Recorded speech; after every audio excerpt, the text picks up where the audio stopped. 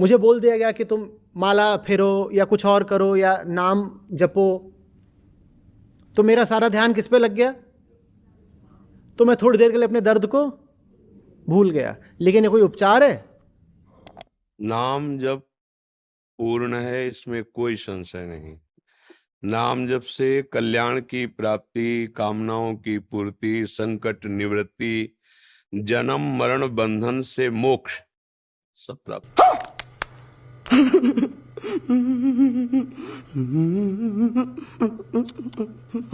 বর্তমান ভারতে দুইজন ফেমাস জনপ্রিয় স্পিরিচুয়াল স্কলার হচ্ছেন প্রেমানন্দ মহারাজ এবং আচার্য প্রশান্ত।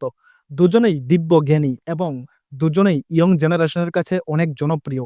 কিন্তু এই দুইজনের বিচারধারা, মানসিকতা এবং আধ্যাত্মিক সিদ্ধান্ত একেবারেই আলাদা। প্রত্যেকটা স্পেসিফিক বিষয়ে এক একজনের এক এক রকম রায় দিয়ে থাকেন। আমরা অনেক সময় এই দুইজনের কথা শুনে কনফিউজড হয়ে যাই যে আসলে কে ঠিক আর কে ভুল। কিন্তু বিভ্রান্ত হওয়ার কিছু নেই। আপনি যদি আজকের এই ভিডিওটি সম্পূর্ণ দেখেন তাহলে এই বিষয়টা নিয়ে পুরোপুরিভাবে ক্লিয়ার হয়ে যাবে যে তাদের মধ্যে কে ঠিক আর কে ভুল।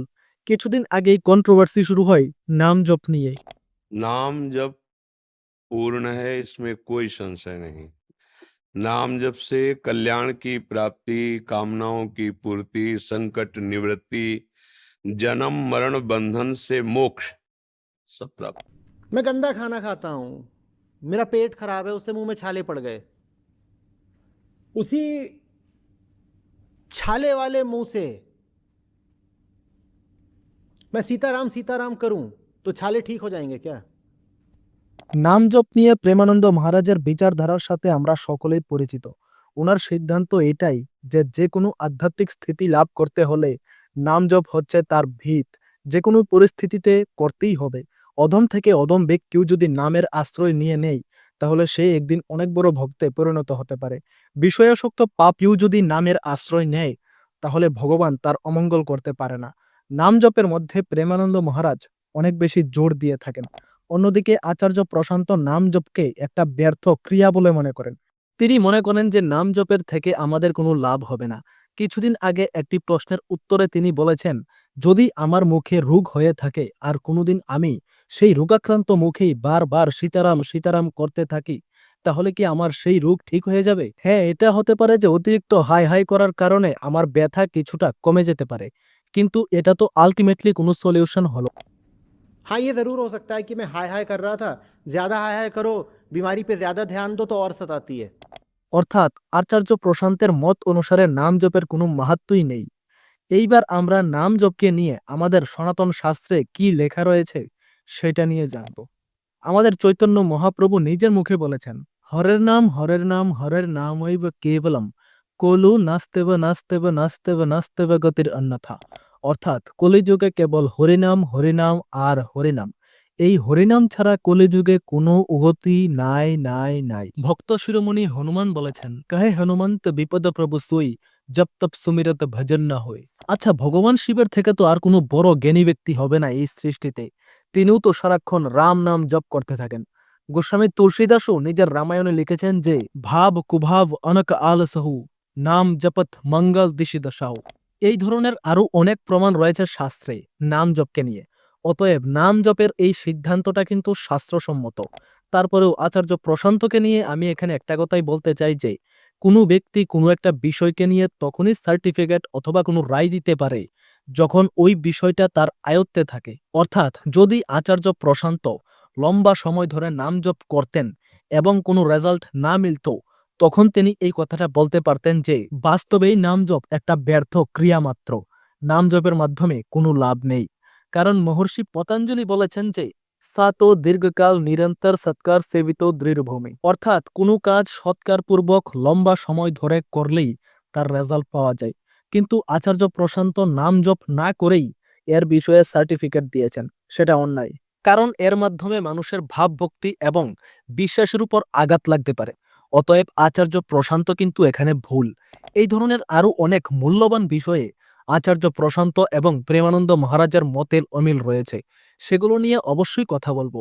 এখন আমরা জানব যে এই দুইজনের মধ্যে মতামতের এতটা পার্থক্য কেন এবং বাস্তবেই কে সঠিক আর কে ভুল। এই প্রশ্নের উত্তর হচ্ছে কেউ বিন্দুমাত্র ভুল নয়, দুজনেই সঠিক, দুজনেই দুজনের জায়গা থেকে সঠিক। কারণ প্রেমানন্দ মহারাজ হচ্ছেন ভক্তিমার্গে বিশ্বাসী একজন মহাত্মা, আর আচার্য প্রশান্ত হচ্ছেন জ্ঞান মার্গের সাধক। জ্ঞান মার্গ হচ্ছে অহম ব্রহ্মাস্মি, আর ভক্তিমার্গ হচ্ছে দাসোহম। এইবার জ্ঞান মার্গ আর ভক্তিমার্গ, এই দুইটি রাস্তার বিশ্লেষণ আমি আপনাদের সামনে সংক্ষেপে উপস্থাপন করব।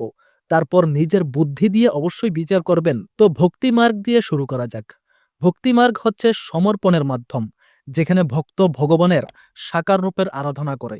এই রূপে ভগবানের সাথে ভক্তের একটা সম্পর্ক থাকে। কেউ ভগবানকে নিজের প্রভু মনে করেন, কেউ নিজের মা মনে করেন। ভক্তিমার্গের সিদ্ধান্ত হচ্ছেন সবাইকে নিজের আরাধ্য দেবের অংশ মনে করা। ভগবানকে পাওয়ার সবথেকে সরল মাধ্যম হচ্ছে ভক্তিমার্গ। এখানে জ্ঞান অথবা স্পেসিফিক কোনো বিধিবিধানের ততটা গুরুত্ব নেই, কেবল সমর্পণের প্রয়োজন। ভক্তিমার্গের সাধকের শেষ পরিণতি হচ্ছে ভগবৎ প্রাপ্তি। নারদ মুনি, হনুমানজি মহারাজ, চৈতন্য মহাপ্রভু, হরিদাস ঠাকুর, গরুরদেব, শ্রীবাস ঠাকুর, গদাধর পণ্ডিত, এরা সকলেই ভক্তিমার্গের সিদ্ধিলাভ করা মহাত্মা। অন্যদিকে জ্ঞানমার্গ হচ্ছেন বেদান্তের সিদ্ধান্ত। বেদান্তের সিদ্ধান্তকে অর্থাৎ এই সাধকরা অহম ব্রহ্মাস্ত্রের সূত্রকেই ধারণ করে এগিয়ে চলেন। এরা হচ্ছেন নিরাকার ব্রহ্মের উপাসক। তাদের মতামত অনুসারে ভগবান হচ্ছেন নিরাকার, ভগবানের কোনো আলাদা রূপ নেই। সর্বম খালবিদম ব্রহ্ম, অর্থাৎ সবকিছুই ব্রহ্মের অংশ। জ্ঞানমার্গের শেষ পরিণতি হচ্ছে মোক্ষলাভ, অর্থাৎ পরমাত্মায় বিলীন হয়ে যাওয়া। জ্ঞানমার্গের সাধক সব সময় নিজেকে আত্মা মনে করেন, আর সেই কারণেই বেদান্ত নাম জপকে স্বীকৃতি দেয় না। এরা মনে করেন তখনই নাম জপ করার প্রয়োজন হয় যখন মানুষ নিজেকে দেহ মনে করে, কিন্তু সচ্চিদানন্দ পরম স্বরূপ আত্মা হচ্ছেন পরম সত্য এবং সর্বদা শূন্য। আর নাম জপের গুরুত্ব সেখানেই যেখানে শূন্যের সাথে কোনো কিছু যুক্ত থাকে, অর্থাৎ যখন মানুষ নিজেকে আত্মারূপে না দেখে দেহরূপে স্বীকার করে, সেখানেই নাম জপের প্রয়োজন হয়। আর এটাই জ্ঞান মার্গের সিদ্ধান্ত। আদিগুরু ভগবান শঙ্করাচার্য, সার্বভৌম ভট্টাচার্য, বাবা লোকনাথ, এরা হচ্ছেন জ্ঞান মার্গের সিদ্ধিলাভ করা মহাত্মা। যেখানে জ্ঞান মার্গের সাধকেরা নিজেকে ভগবানের থেকে আলাদা মনে করেন না, কারণ এদের সূত্র হচ্ছেন সর্বম খালবিদাম ব্রহ্ম। সেখানে ভক্তিমার্গের সাধকেরা নিজেকে ভগবানের দাস মনে করেন এবং সম্পূর্ণ জগৎ সংসারকে ভগবানের রূপ। এই কারণেই প্রেমানন্দ মহারাজ এবং আচার্য প্রশান্তের মতামতের মধ্যে এতটা পার্থক্য। এইবার যদি আপনার মনে এই প্রশ্ন জেগে ওঠে যে জ্ঞানমার্গ আর ভক্তিমার্গের মধ্যে কোনটা শ্রেষ্ঠ, তাহলে আমি এই বিষয়টা নিয়ে চৈতন্য মহাপ্রভুর একটা কাহিনী শেয়ার করছি। এই কাহিনীটা শোনার পর আপনি নিজেই এই সিদ্ধান্ত নিতে পারবেন। চৈতন্য মহাপ্রভু যখন নবদ্বীপ থেকে পুরী ধামে গিয়েছিলেন, তখন পুরী ধামের ধ্বজা দেখে হা জগন্নাথ বলে ভাবাবেগে কান্না করতে করতে মন্দিরের গর্ভগৃহে পৌঁছে গিয়েছিলেন। গর্ভগৃহে পৌঁছে রতন বেদিতে উঠে বলরাম, সুভদ্রা মহারানী এবং শ্রীকৃষ্ণের মূর্তিকে নিজের আলিঙ্গনে নিয়ে নিয়েছিলেন। মহাপ্রভুর এই হেন ঘটনা দেখে মন্দিরের পূজারীরা ক্রোধিত হয়ে মহাপ্রভুকে আঘাত করতে গেলেন। আর এই সম্পূর্ণ ঘটনাটা দূর থেকে লক্ষ্য করছিলেন সার্বভৌম ভট্টাচার্য। সার্বভৌম ভট্টাচার্য ছিলেন তখনকার সময়ের ভারতবর্ষের শ্রেষ্ঠ বিদ্বান, নিরাকার ব্রহ্মের উপাসক ছিলেন, অদ্বৈত সিদ্ধান্তের প্রচার প্রসার করছিলেন এবং তিনি ছিলেন পুরীধামের রাজগুরু। তখন ঘটনাস্থলে সার্বভৌম ভট্টাচার্য গিয়ে পরিস্থিতি স্বাভাবিক করে দেন এবং পাণ্ডবদেরকে বলেন যে মহাপ্রভুকে যেন কিছু করা না হয়, আমি নিজেই দেখছি। তখন সার্বভৌম ভট্টাচার্য মহাপ্রভুকে নিজের বাড়িতে নিয়ে গেলেন। সেই দিন মহাপ্রভু প্রায় ৩ প্রহর পর্যন্ত মূর্ছিত ছিলেন। শ্বাসের পর শ্বাস নাহি উদর স্পন্দন, তৃতীয় প্রহরে হইল গৌর অচেতন। তখন সার্বভৌম ভট্টাচার্য নিজের ঘরে আনার পর ভাবলেন যে মহাপ্রভুকে দেখতে তো সন্ন্যাসীর মতোই দেখা যায়, কিন্তু উনার মধ্যে সন্ন্যাসীর মতো গুণ নেই।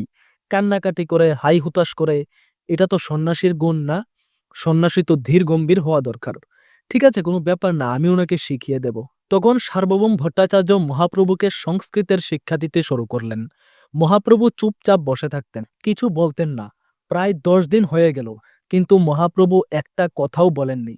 একদিন সার্বভৌম ভট্টাচার্য বিরক্ত হয়ে মহাপ্রভুকে এই প্রশ্ন করে বসলেন যে আপনি যে 10 দিন ধরে অভ্যাস করছেন, সংস্কৃত কি আদৌ আপনি বুঝেন নাকি এভাবেই বসে আছেন? তখন মহাপ্রভু নীরবতা ভেঙে জবাব দিলেন যে সংস্কৃত তো আমি বুঝি, কিন্তু আপনি যে শঙ্করাচার্যের মত প্রচার প্রসার করছেন, এটা তো বুদ্ধ মতের খণ্ডন করার জন্য আদিগুরু ভগবান শঙ্করাচার্য এই মতের প্রচার প্রসার করেছেন, কিন্তু তার অর্থ এই না যে ভগবান সত্যি সত্যি নিরাকার। এক্সাম্পল, যদি প্রতিদিন কেউ ড্রাগস নিতে শুরু করে, তাহলে ড্রাগসের নেশা কিন্তু অত্যন্ত ক্ষতিকর। তাকে ড্রাগস ছাড়ানোর জন্য যদি কেউ সিগারেট দেয়, সে সিগারেট পেয়ে হয়তো ড্রাগসটা ছেড়ে দিল, কিন্তু এর অর্থ এই না যে সিগারেটটা ভালো।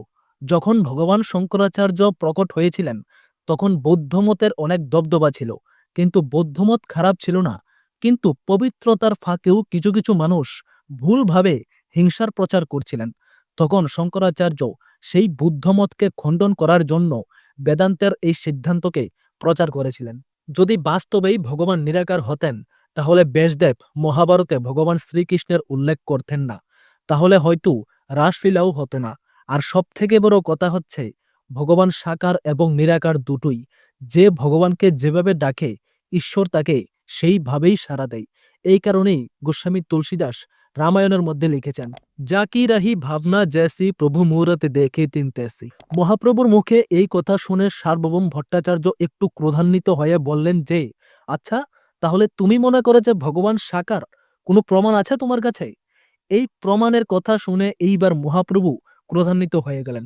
ক্রোধান্বিত হয়ে মহাপ্রভু ভগবত আবেশে নিজের ষড়ভুজ রূপকে শ্রী সার্বভৌম ভট্টাচার্যকে দর্শন করিয়ে দিলেন। আর এই ষড়ভুজ রূপের বর্ণনা করতে গিয়ে শ্রী কৃষ্ণদাস কবিরাজ গোস্বামী চৈতন্য চরিতামৃত গ্রন্থে লিখেছেন যে, রূপ ষটভুজ গৌর প্রকটিও লাখেও না কাহু और है एक बाबू महा तीन राजत राम कृष्ण गौर है ऊपर के भुजा माही धनुष्मान विराजे है बीच के दो भुजा माही अधम मुरली बाजे है नीचे के दो भुजा माही दंड कर कमंडल कहे राम जोही कृष्ण सोही सोही गौर कलेब है धर्म अर्थ काम मुख्य चार भुज से दे हरि दो भुज से प्रेम देवत जयति जयति गौर हरि। শ্রীমান মহাপ্রভুর এই হেন সম্পূর্ণ ষড়ভুজ রূপ দেখে সার্বভৌম ভট্টাচার্য কান্না করতে করতে মহাপ্রভুর চরণে লুটিয়ে পড়লেন এবং মহাপ্রভুর শরণাগতি হলেন। আর তখন পুরো ভারতবর্ষে এই সংবাদ ছড়িয়ে পড়ে যে ভারতবর্ষের প্রখ্যাত বিদ্বান শ্রী সার্বভৌম ভট্টাচার্য নিজে মহাপ্রভুর কাছে আত্মসমর্পণ করেন। এই ঘটনার পর ভারতবর্ষে বহু পণ্ডিত এবং জ্ঞানী ব্যক্তিরা মহাপ্রভুর শরণাগতি স্বীকার করলেন। এই কাহিনীটার মাধ্যমে অবশ্যই দুটো সিদ্ধান্তকে বিচার করবেন। এই দুজনের কথা আমাদের মনের মধ্যে যে কনফিউজড তৈরি করত, আমি আশা করি এই বিভ্রান্তিকে কিছুটা হলেও ক্লিয়ার করতে পেরেছি। প্রেমানন্দ মহারাজ ব্রহ্মচর্যকে অনেক সাপোর্ট করেন, ব্রহ্মচর্যকেই জীবনের জীবনী শক্তি মনে করেন, ব্রহ্মচর্যকেই যে কোনো আধ্যাত্মিক স্থিতির ভিত বলে মনে করেন। अगर आप 5 वर्ष ब्रह्मचर्य रहे केवल इसलिए कि जो हमारी संतान हो वो बहुत देशभक्त, हरिभक्त, बलवान, विद्वान, ज्ञानवान हो, और आप नियम से दोनों भजन करो, और 5 वर्ष बाद गर्भाधान करके संतान उत्पत्ति के शास्त्र सिद्धांत अगर वो महापुरुष न पैदा हो तो बताना। কিন্তু আচার্য প্রশান্ত ব্রহ্মচর্যকে ততটা সাপোর্ট করেন না। উনার মত অনুসারে চরিত্র গঠন সাধারণ মানুষদের জন্য, জ্ঞানীদের জন্য নয়। एक के बाद एक ये बाबाओं की पीढ़ियां आती गई हैं जिन्होंने आपको बोला है कि वीर्य रक्षा ही तो सब कुछ है, वीर्य बचाओ वीर्य बढ़ाओ, और वीर्य की एक बूंद ज्ञान के अथाह समुंदर पे भारी पड़ती है, और इतना खाओगे। প্রেমানন্দ মহারাজ পূর্বজন্ম এবং পুনর্জন্মে বিশ্বাস করেন। বর্তমান জীবনের দুঃখ ভোগ করাকে তিনি প্রারব্ধ অর্থাৎ পূর্ব জীবনের করা পাপের ফল বলে মনে করেন। কিন্তু আচার্য প্রশান্ত মনে করেন পুনর্জন্ম বলে কিছু নেই, এটা প্রকৃতির একটা র্যান্ডমনেস। এইরকম আরো অনেক সিদ্ধান্ত রয়েছে যেখানে একই স্পেসিফিক বিষয়ে দুজনের মতামত আলাদা। সেগুলো নিয়ে কথা বললে ভিডিওটি অনেক লম্বা হয়ে যাবে। এই ভিডিওটি বানানোর উদ্দেশ্য ছিল আচার্য প্রশান্ত এবং প্রেমানন্দ মহারাজকে নিয়ে মানুষের মনের মধ্যে যে বিভ্রান্তি, সেই বিভ্রান্তিকে মেটানো। আমি এই ভিডিওতে কাউকে ছোট অথবা কাউকেই বড় প্রমাণ করার চেষ্টা করিনি। আমার উদ্দেশ্য ছিল সত্যটাকে স্থাপন করা। আমাদের কাছে দুজনেই পরম পূজনীয়, দুজনকেই আমি শ্রদ্ধা করি।